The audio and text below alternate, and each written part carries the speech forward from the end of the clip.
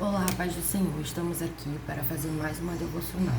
Antes de estar fazendo essa devocional, gostaria de orar pela sua vida, para que o Espírito Santo possa falar melhor ao seu coração e fazer com que você compreenda aquilo que Deus quer te dizer.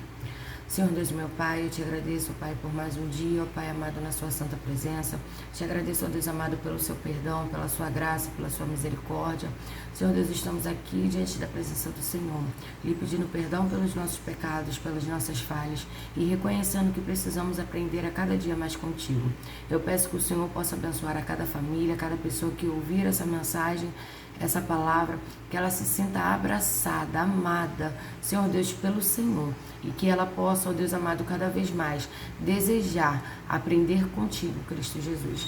É o que eu peço e desde já te agradeço por todas as bênçãos que o Senhor tem feito na vida de cada um de nós. Em nome de Jesus, amém. Nós vamos estar lendo em Mateus, capítulo 16, do versículo 5 ao 12. O tema é o fermento dos fariseus e saduceus.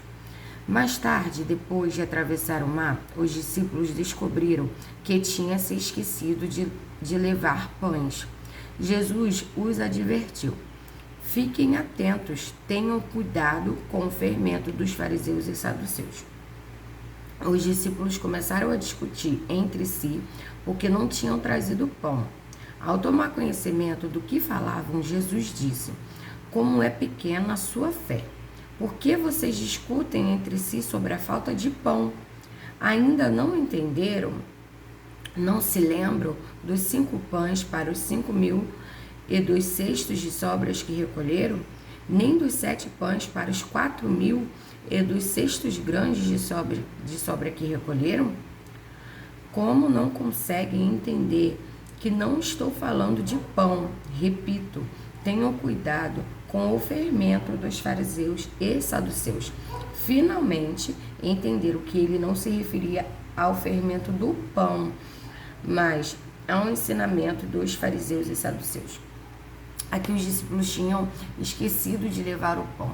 Só que o engraçado é que mais uma vez eles se depararam com a mesma situação. E qual era a situação? O pão que faltava. Quando anteriormente Jesus já tinha feito multiplicação, Jesus fez pela primeira vez e Jesus fez pela segunda vez. Quando Jesus fez pela segunda vez, os discípulos ainda ficaram assim falando com Jesus: nós só temos, alguns pães e alguns peixes. Ou seja, mesmo eles vendo a primeira multiplicação, na segunda multiplicação, eles ainda estavam limitados à quantidade que eles tinham na mão deles.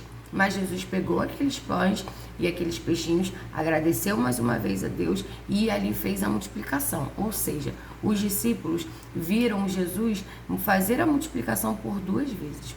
E aqui, novamente, eles esqueceram do pão. Menino, por isso que crente adora comer, porque o problema tá ali na comida, meu Deus do céu. E ali eles esqueceram e eles ficaram preocupados, né? Tipo, quando a gente dá falta da comida, é porque a gente está sentindo fome, né? E mais uma vez eles se depararam com essa necessidade de comer, de se alimentar fisicamente. E ali eles começaram a discutir entre si, porque Jesus alertou eles. Só que eles ainda não tinham entendido que o alerta de Jesus não era sobre o esquecimento do pão, mas sim a preocupação de que eles fossem contaminados com os ensinamentos dos saduceus e dos fariseus. E ali eles ficaram discutindo entre si. E Jesus fala assim para eles. Jesus disse: como é pequena a sua fé. Por que vocês discutem entre si sobre a falta de pão? Ainda não entenderam? Nossa, gente, eles já tinham visto a provisão vinda de Deus através de Jesus e eles ainda estavam discutindo o caso da falta de pão. Ou seja, aquilo dali não era problema para Jesus, ainda que faltasse, ainda que não tivesse nada, Jesus ia prover algo, sabe?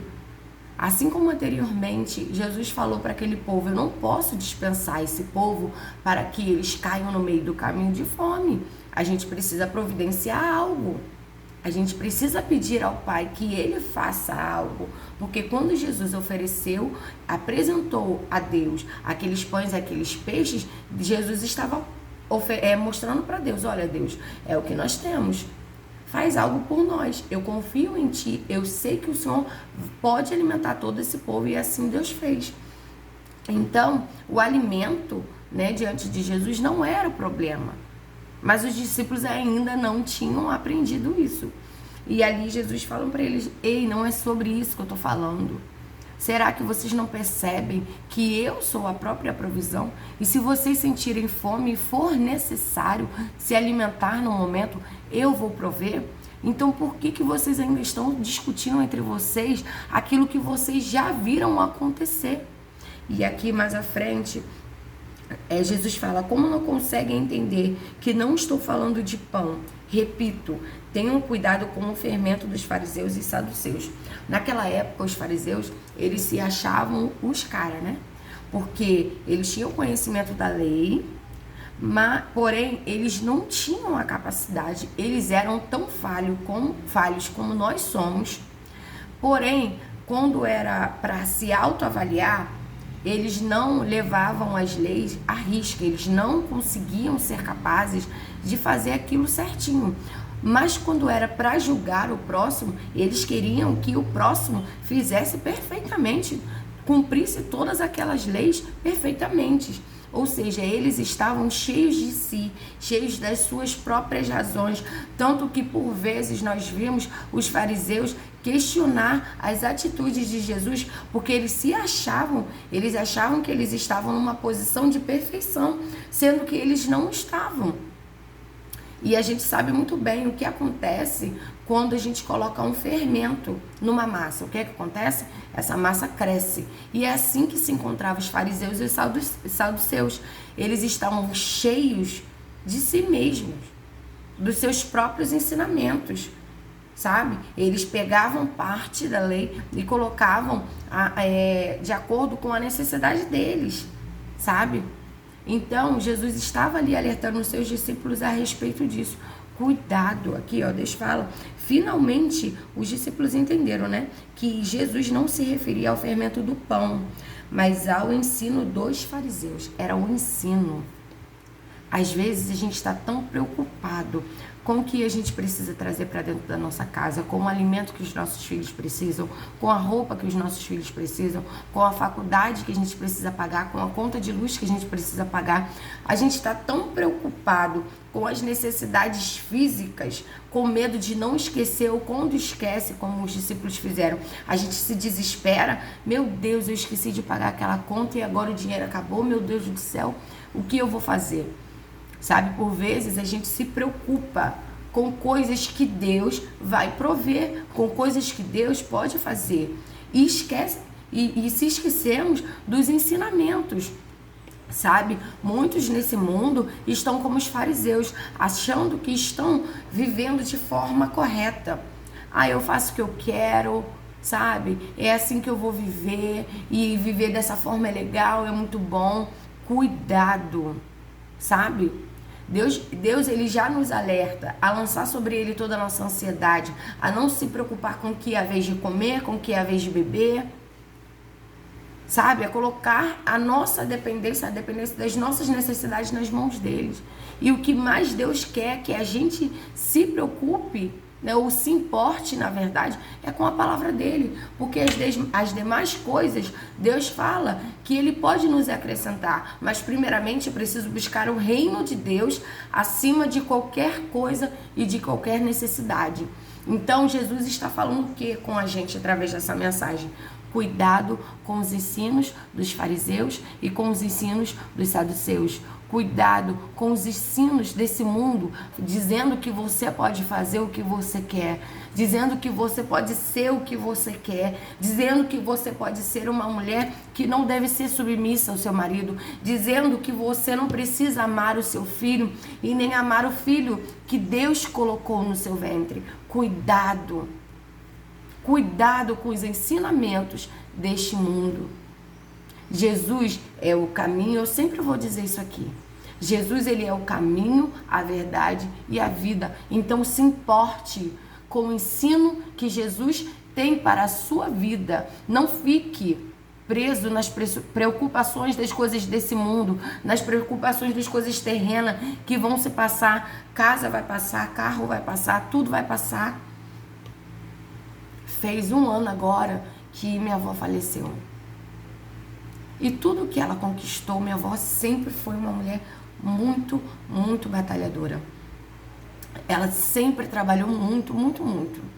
Mas tudo que ela trabalhou para conquistar ficou aqui.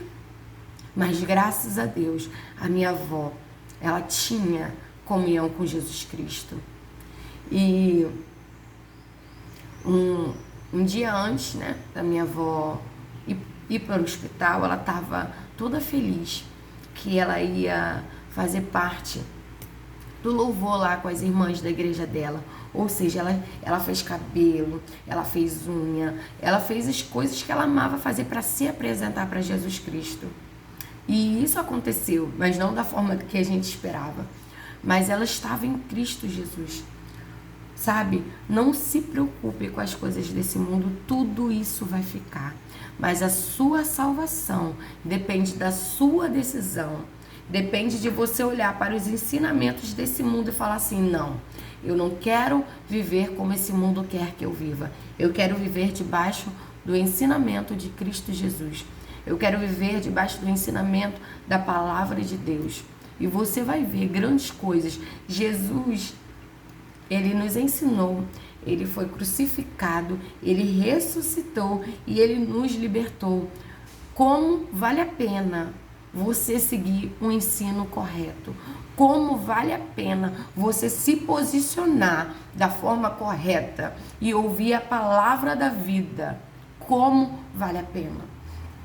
As coisas desse mundo vai passar, mas pense na sua salvação.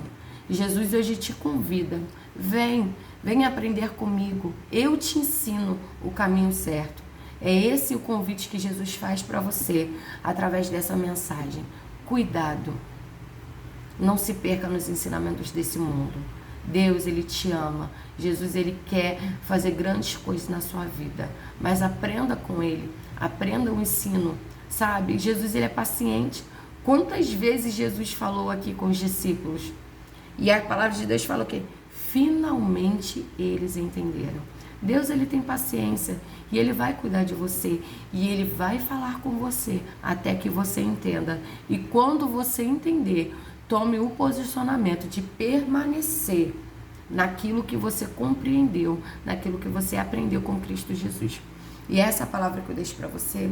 Que Deus abençoe a sua vida. Jesus, ele te ama e ele quer fazer coisas grandes, lindas e maiores. De tudo aquilo que você já pensou e imaginou, então Jesus, ele vai fazer na sua vida a partir do momento que você se entregar para ele e dizer que ele é o único, suficiente e salvador da sua vida. Um beijo, que Deus abençoe a sua vida, como ele tem abençoado a minha. Fiquem com Deus.